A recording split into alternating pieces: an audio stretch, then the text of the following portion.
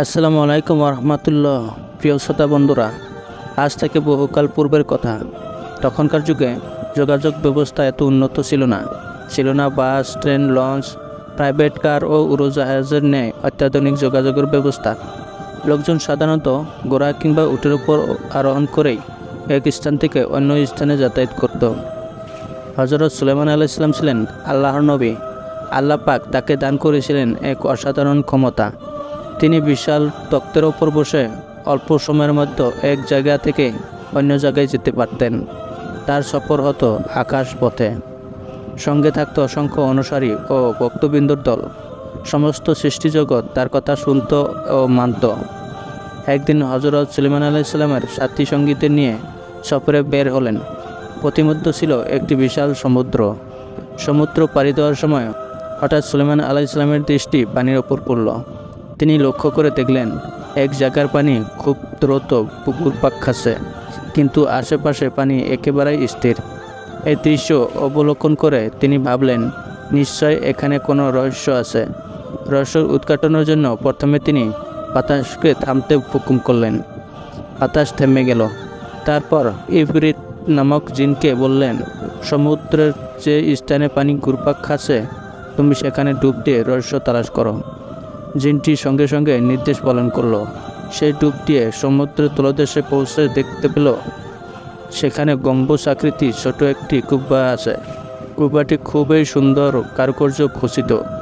সে উহাকে সঙ্গে নিয়ে তৎক্ষণাৎ হজরত সুলাইমান আলাইহিস সালামের নিকট ফিরে এলো। হজরত সুলাইমান আলাইহিস সালাম কুব্বাটি দেখে খুবই আশ্চর্য বোধ করলেন। তিনি আল্লাহর নিকট দোয়া করলেন আর বললেন, হে আল্লাহ, তুমি তোমার অপরিসীম কুদরতের দ্বারা এই কুব্বার দরজা খুলে দাও এবং আমাদের সামনে এর রহস্য উদ্ঘাটন করো। দোয়া শেষ হওয়ার সাথে সাথে কুব্বার দরজা খুলে গেল। দেখা গেল উহার ভিতরে এক সুন্দর সুদর্শন যুবক সিজদায় পড়ে আছে। হজরত সুলাইমান আলাইহিস সালাম জিজ্ঞেস করলেন, তুমি কে? ফেরেশতা, জিন না মানুষ? যুবক উত্তরে বলল, আমি মানুষ। তখন প্রশ্ন করল, তুমি কিসের দৌলতে এত বড় মর্যাদা লাভ করেছ? যুবকের প্রশ্নের উত্তরে বললেন, পিতামাতার খেদমতের কারণে আমি এত বড় মর্যাদা লাভ করেছি। তখন হজরত সুলাইমান আলাইহিস সালাম আবারও প্রশ্ন করলেন, তোমার খেদমতের একটুকু বিবরণ শুনতে পারি কি? যুবকটি বললেন, হ্যাঁ, শুনুন তাহলে। আমি সর্বদা পিতামাতার খেদমত করতাম। এক সময় আব্বাজান ইন্তেকাল করেন। আম্মাজান তখন বুড়ো হয়ে গেলেও হাঁটাচলা করতে পারতেন, কিন্তু কয়েক বছর যাওয়ার পর তিনি চলন শক্তি একেবারেই হারিয়ে ফেলেন। কারো সাহায্য ছাড়া কিছুতেই করতে পারতেন না। তখন থেকে আমি তাকে পিঠের ওপর নিয়ে চলতাম, তার যেন কোনো ধরনের কষ্ট না হয় সেদিকে আমি সতর্ক দৃষ্টিতে দেখতাম। একদিন আমার প্রতি সন্তুষ্ট হয়ে আমার আম্মাজান আল্লাহর নিকট দোয়া করলেন, বললেন, হে আল্লাহ, তুমি আমার সন্তানকে অল্প জিনিসে সন্তুষ্ট রাখিও এবং আমার মৃত্যুর পর তার বাসস্থান আসমান ও জমিনের ব্যতীত অন্য কোনো জায়গায় দান করিও। কিছুদিন পর আম্মাজান দুনিয়া থেকে বিদায় নিলেন। তার ইন্তেকালের পর একদিন আমি সমুদ্র পাড় দিয়ে যাচ্ছিলাম। হঠাৎ সেখানে একটি কুব্বা দেখতে পেলাম।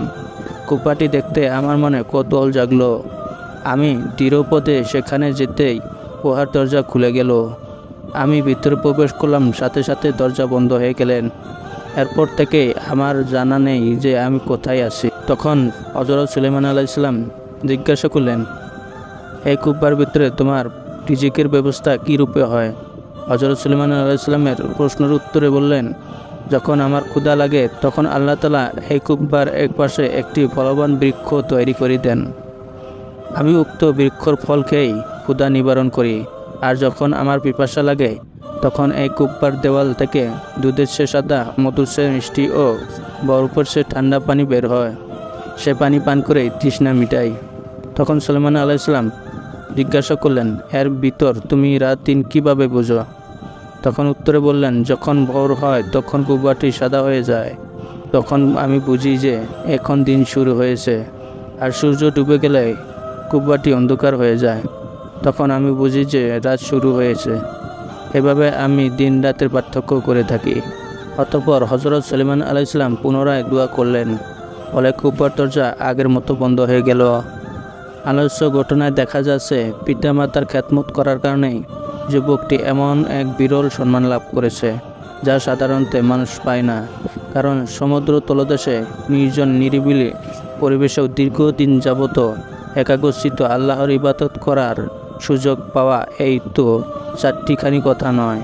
প্রিয় দর্শক, ইয়ামেনের অধিবাসী নবী প্রেমিক হজরত ওয়াইস রাদিয়াল্লাহু আনহুর ঘটনা অনেকেরই জানা আছে।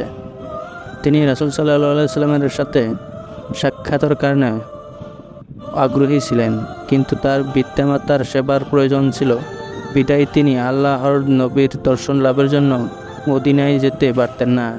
কিন্তু মায়ের খেদমতের কারণে আল্লাহ পাক তাকে এমন মর্যাদা দান করেছিলেন যে পরবর্তী বিশিষ্ট সাহাবীগণ পর্যন্ত তার দ্বারা দোয়া করতেন, হে আল্লাহ, তুমি আমাদেরকে পিতামাতার খেদমত করে তাদের সন্তুষ্টি অর্জনের তৌফিক দান করো, আমিন।